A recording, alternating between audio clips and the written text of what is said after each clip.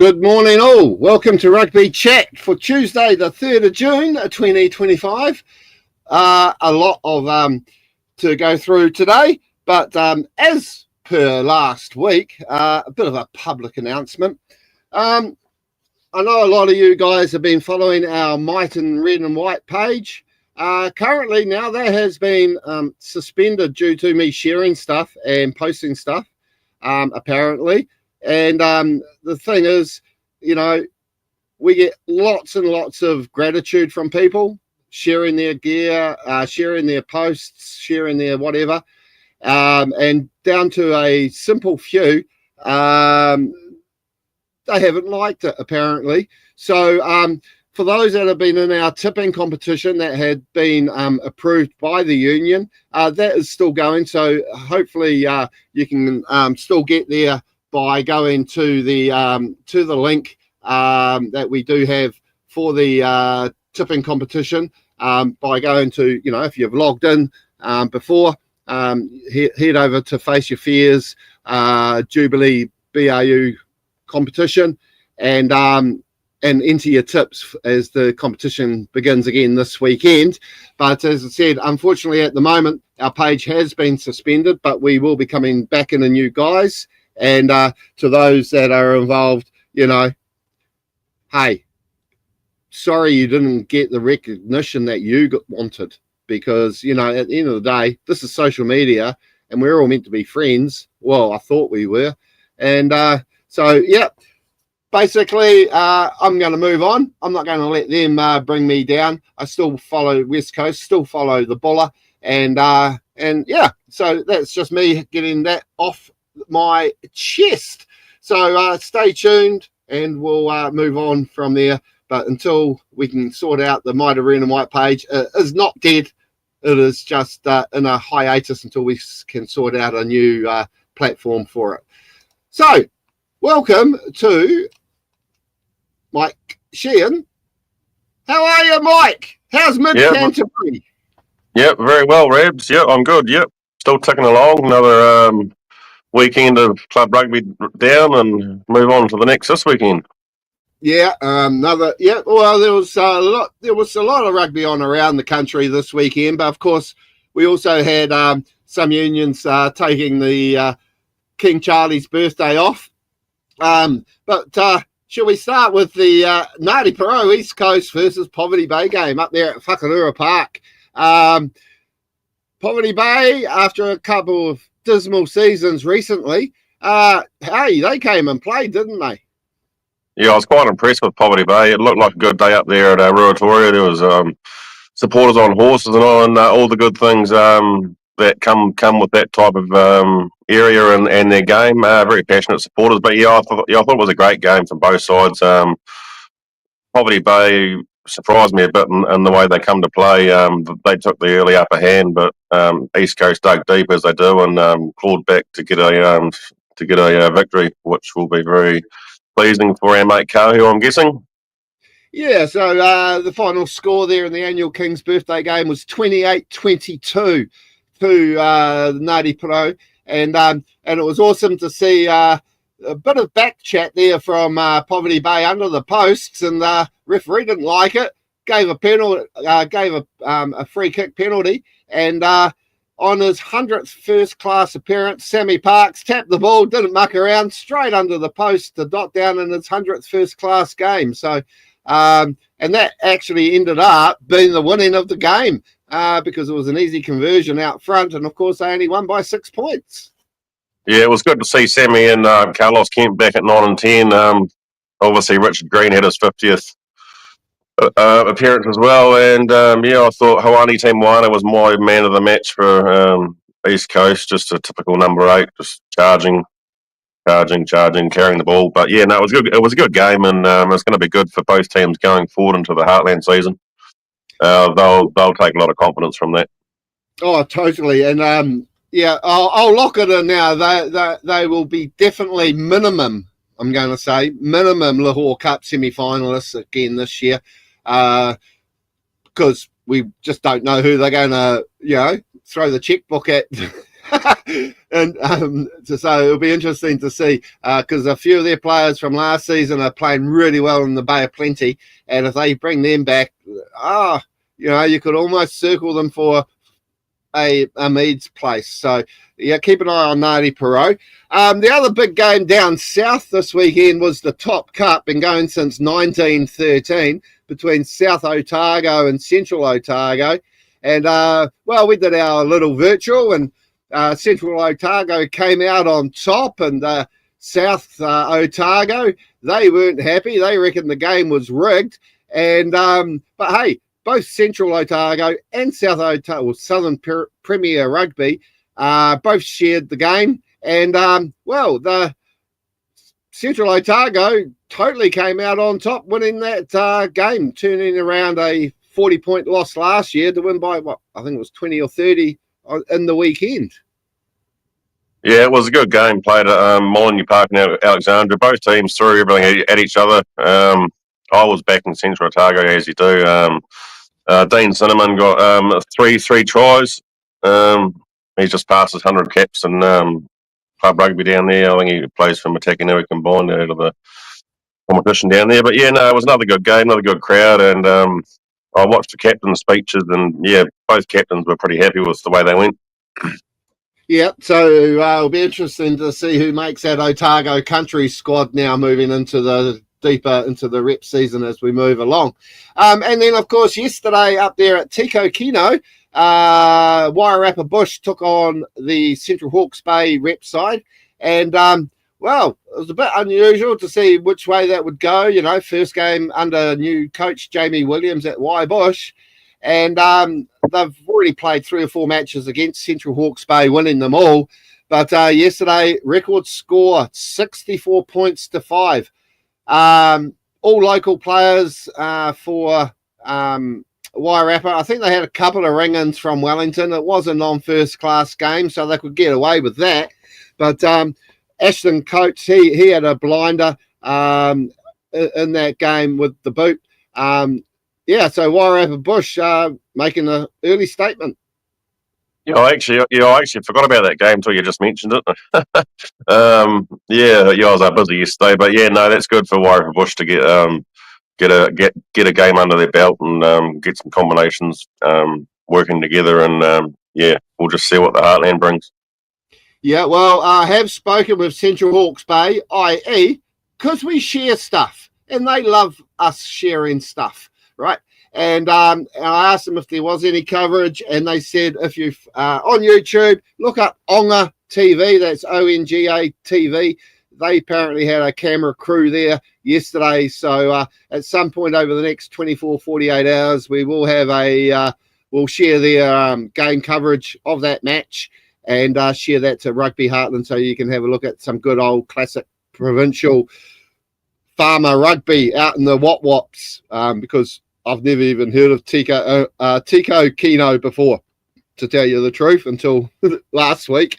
So anyhow, so that's our quick wrap on how the, what do you call it? And I missed the results yesterday.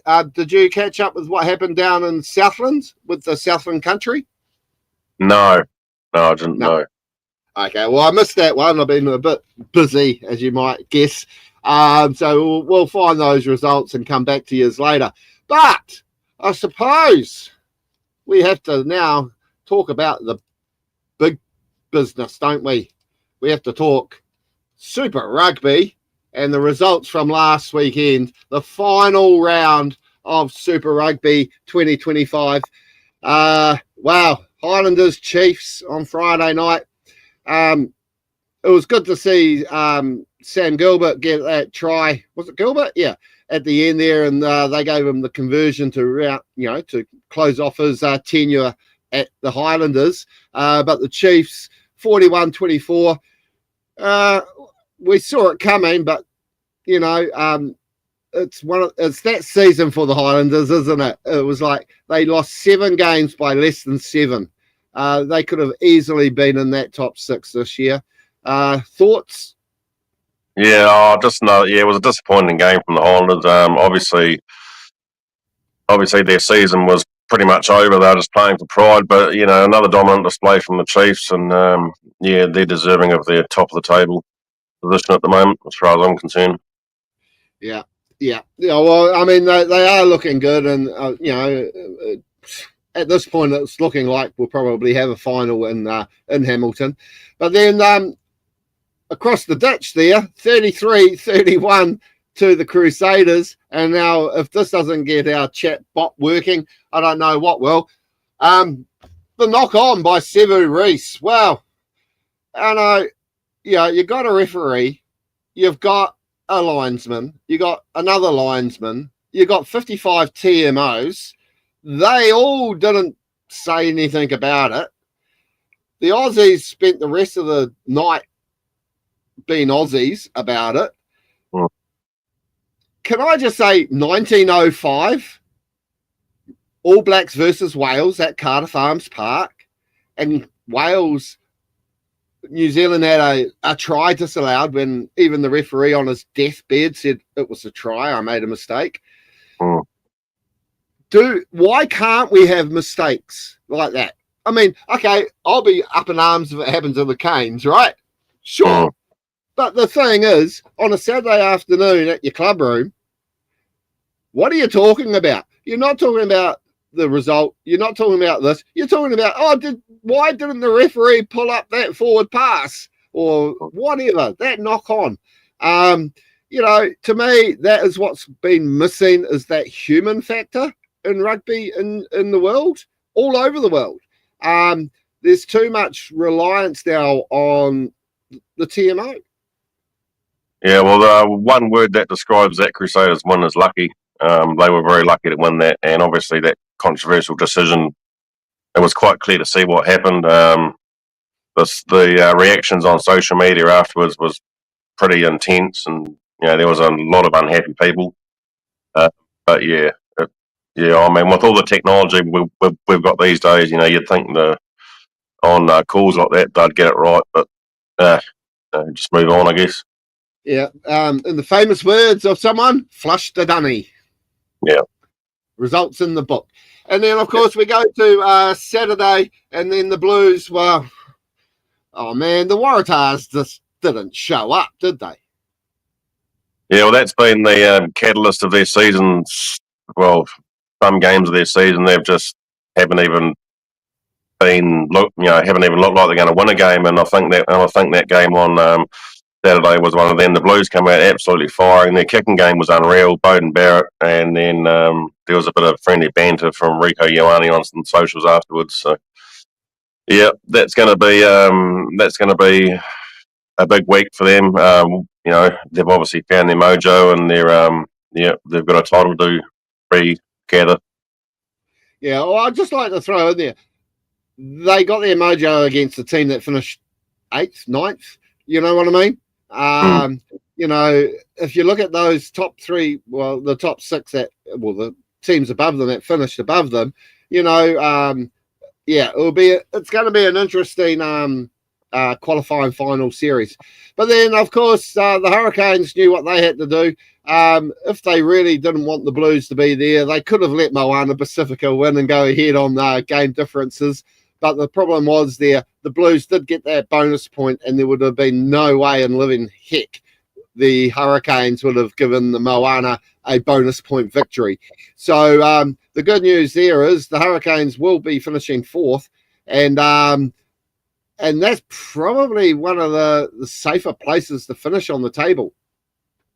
Yeah, it is. Yeah, no, that was a dominant performance from the Hurricanes. I thought Moana looked tired. It's obviously been a big season for them, but they just got outplayed, pretty much like the Blues, pretty much like the Waratahs. They just got outplayed and outclassed. Yeah. Yeah, well, I thought Ruben Love and Cameron and all them guys, they had a great game. But then, you look at the player of the year, Artie Savia, and I mean, he gave it everything. He was exhausted again. And I'd be totally surprised if he's not made All Black captain. But reading between the lines, I think Scott Barrett might be holding on to that job moving forward. It'll be interesting to see, but I guess we'll find out in a couple of weeks' time. And then, of course, the Reds, They lock up the 5th place against the Drua. So, yeah, can Glenn Jackson turn around the Drua? Because I think we're up to about 20 away defeats now. Yeah, well, the Drua got thumped, absolutely thumped. If the Reds can put a performance on like that, or even better next week when they play the Crusaders, the Crusaders are going to be in trouble. But yeah, no, Fiji have been disappointing. I mean, they're just doing stupid shit like that. Yellow card from Josefo Marcy for that tackle. He knows better than that. It's just dumb shit. But they'll regroup and come back stronger next year like the Highlanders. Yeah, well, so I mean, okay, so out of these, to look forward to 2026, crystal ball, you got Pacifica there finishing 7th, the Waratahs 8th, Force 9th, Drua ahead of the Highlanders only because they won more games. As I said, if you take into consideration the losses the Highlanders had, they could have been, as I said, easily 5th or 6th.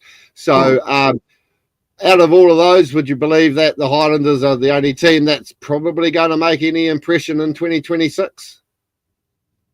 Yeah, I'd like to see Fiji do better as well.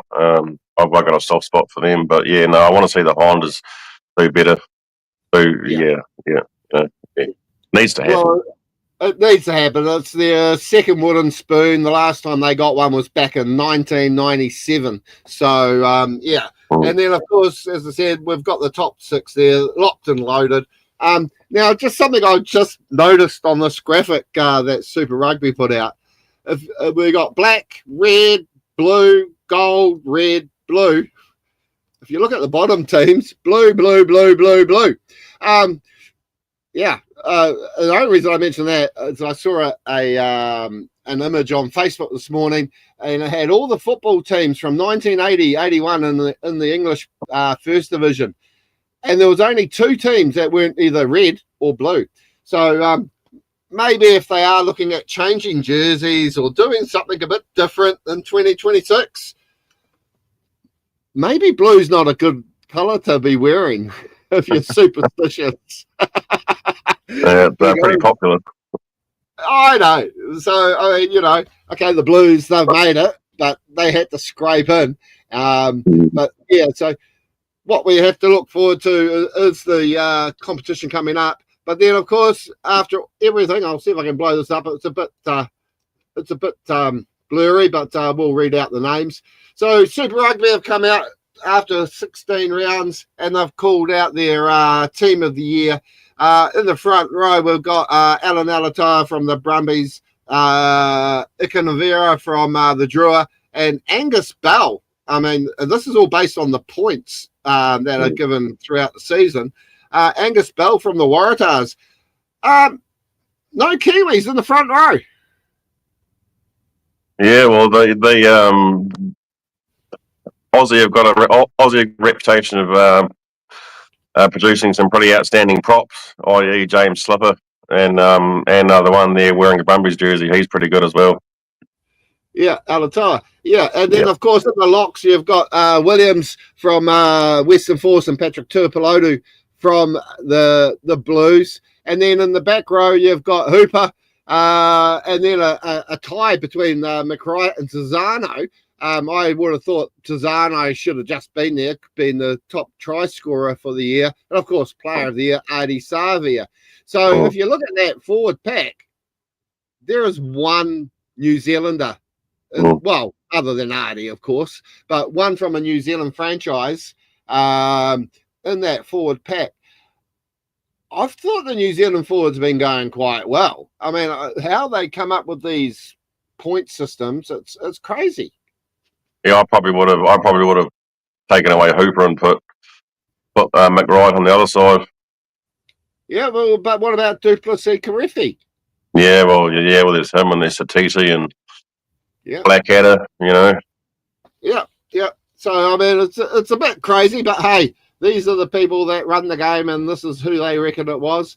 And then we go to the back lines, and, I mean, I don't have a problem with that. Roygaard, McKenzie, I mean, you look good when you're going ahead with a winning team.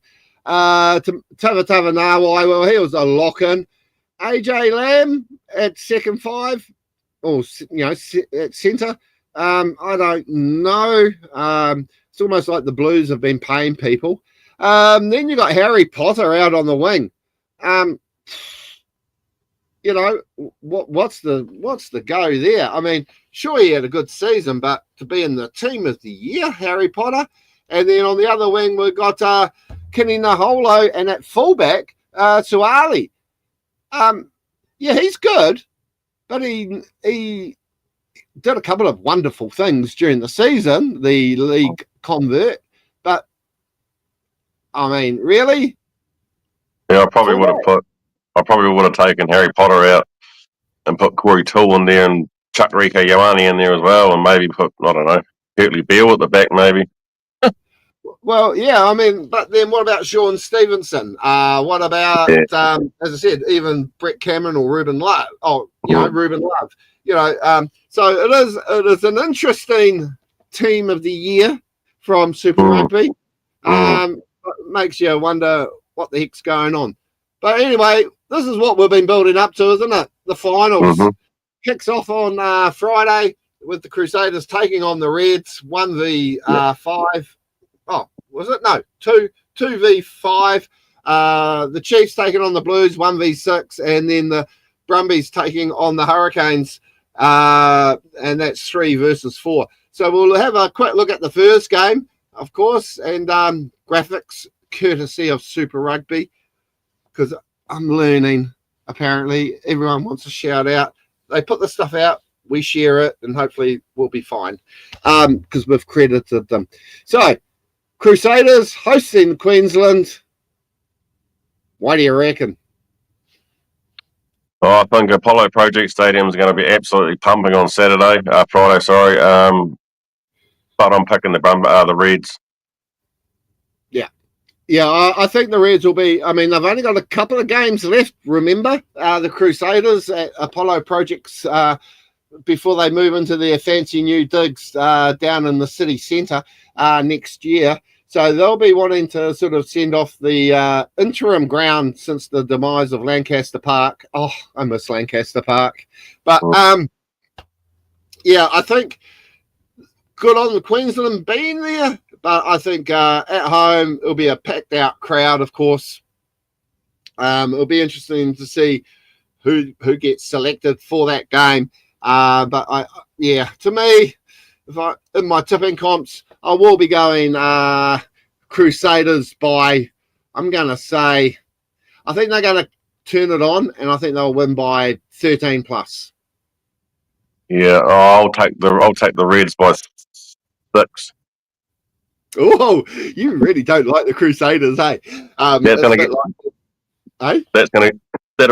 the roadie going. Oh, true. Got to sort him out today too with his radio station. So if you wonder what I'm talking about, head over to rocketfm.co.nz. See, freebie advertising there for an awesome radio station that has awesome music. So and interviews and stuff. It's amazing who he gets to talk to. You'll be quite surprised. So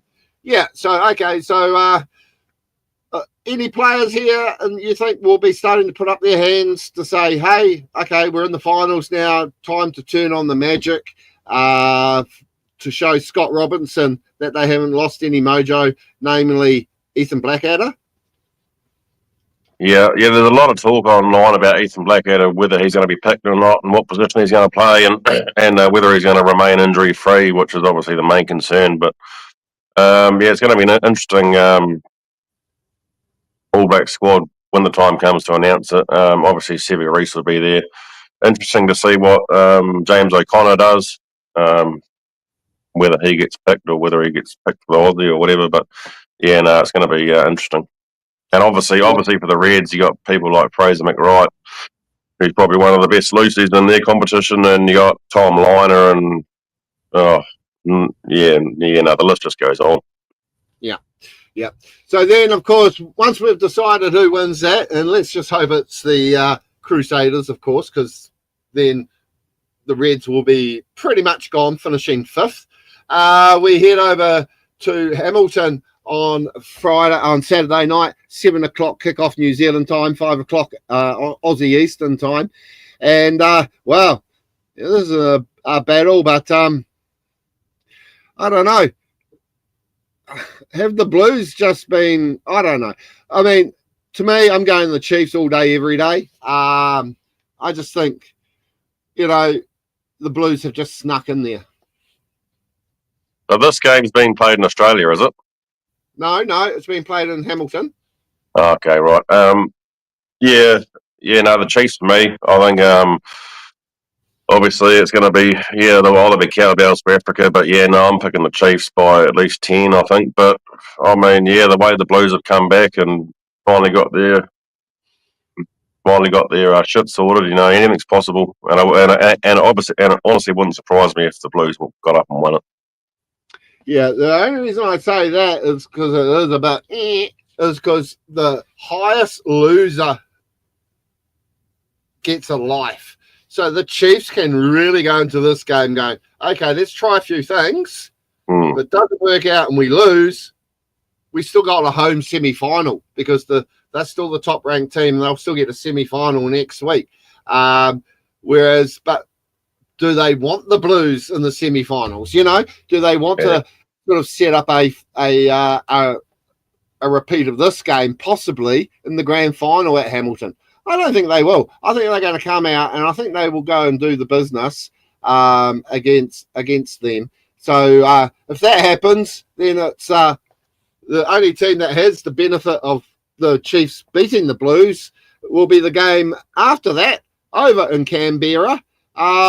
With the Brumbies taking on the Hurricanes, win, lose or draw, depending on the Chiefs and the Crusaders getting up and winning, the Hurricanes can just have a crack, knowing that if they do lose, they've got a life, being the best loser. Because if they beat the Brumbies, the best loser will be the fourth team, which is the Hurricanes. So we could see the one taking on 4, so that would be the Chiefs taking on the Hurricanes, and then the Blues taking on the Brumbies. Yeah, well, this could be the game of the round, I think. I'm gonna pick the Hurricanes to take this out, but the way the Brumbies are playing at the moment, when we need to respect them and respect their coach. But I think the Hurricanes should be too strong, hopefully. Yeah. I've never made a thing about it, but I've always mentioned since day one in 1996, my most nightmarish fixture is Hurricanes taking on the Brumbies in Canberra. Every time I see it, it just sends a shiver down my spine because hey, they have one there, but can they do it twice in a season? Well, playing the Brumbies in front of their home crowd is going to be a lot of noise, so hopefully they can stay on task. But I'll pick the Highlanders the Hurricanes by 8. Yeah, I think it will be a tight one. And if you take into consideration that game against the Blues, was it the Blues? No, the Crusaders, sorry. Crowd? I didn't see a crowd. I mean, normally they get a good crowd at Canberra, but to me, from the camera angles we saw, the crowd was quite disappointing for such a big game. Yep. Yeah, no, you're right. Yeah. So that's our look at what's going to happen this week. Standouts for 2025 in Super Rugby. Any games that stand out for you that we've been watching throughout the last 16 weeks? Oh, it's got to be the Fijian drill winning at home. I mean, it's just, you can't. I don't think anything can top that. But my standout player, one of my standout players would have to be Cam Roygaard. Yeah. And obviously, Leroy Carter burst onto the scene in the last couple of weeks. Standout forward would be Carl Tizano. And I think my standout midfielder would be Tava Tavanawa. Yeah, no, I'd save me thinking. I'd have to agree with you in a lot of selections there. One, I suppose, is James O'Connor for me. He's sort of reinvented himself a little bit as an impact player. He's come on at certain times for the Crusaders and has sort of, taken the pressure off Rivas and the other guy who escapes me from my mind. But, but the problem I have there is, Canterbury has been a first five factory for a very long time. And, I still have, and I mean, this is what Rhodey would have to say too. What's happened to the first five factory down in Christchurch there? Because they don't seem to be finding us a Mertens or a Carter or whoever, it's interesting. But who's this ringing me? I've just asked them. I'll call them back. It's what I have been impressed is how good James O'Connor has come into the Crusaders and just slotted in. He's just slotted in, and obviously they've made him feel welcome. But he just played his natural game. Yeah. Well, I mean, the funny thing is, I never knew until he came there that he was apparently born in New Zealand. Yeah. Right. Mm. With a New Zealand parent, so but I can't even think the last time he played for Australia, but wouldn't it be interesting if it, because what is it, 3 year stand down? I mean, wouldn't it be one for the books if James O'Connor got picked in a 35-man squad for the All Blacks? Yeah, well, anything's possible, isn't it? It is nowadays, yeah, because, of course, the latest is coming from across the ditch is that Nathan Cleary from the Panthers League Club, Penrith, they're all saying that he might be signing on the dotted line. But don't we hear this every time a Lions tour arrives down under? Yeah, it'd be interesting to see what his father's got to say about that.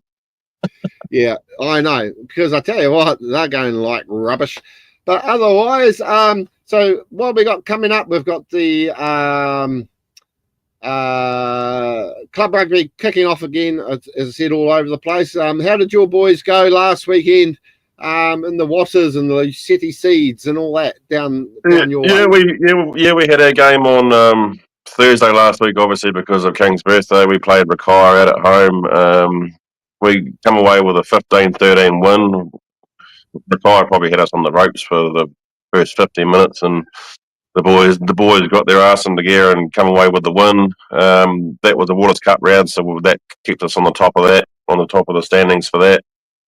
Luzeti Seeds competition, we've got a playoff this week, 7th and 8th. We're actually out of that competition, but we're playing Methven at home, and that will determine 7th and 8th place. And but apart from that, all the other Luzeti combined competition finals and semi-finals and quarter-finals are all starting to be played this weekend. So, yeah, and then after that, all the obviously the Ellesmere competition move into the Coleman Shield, and the North Canterbury go and do their thing, and we focus on the Waters Cup. So that's the latest from down here.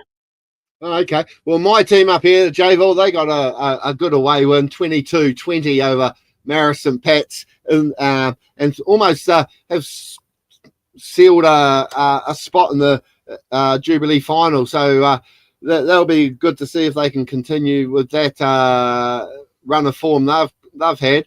But as I said, the Jubilee Trophy continues down there on the West Coast.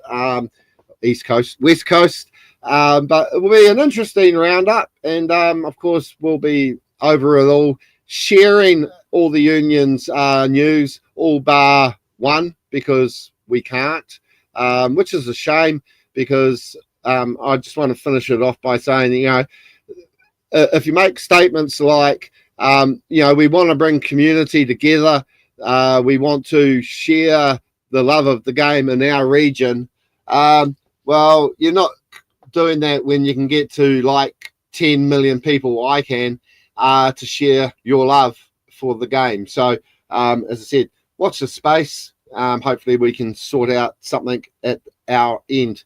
So, yeah, that was a nice, short, sharp one because we only had 3 real games to talk about. Until our next broadcast, I suppose, Mike. What do you reckon? Yeah.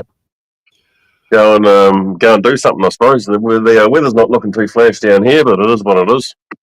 Well, I've got to get on the phone. I've got one rugby union calling me about life, so I better go and find out what they're after. And so I might get you to just stay there again after the credits have shown, and we'll catch up with you all on our next show. So thank you very much. Cheers. Take it easy.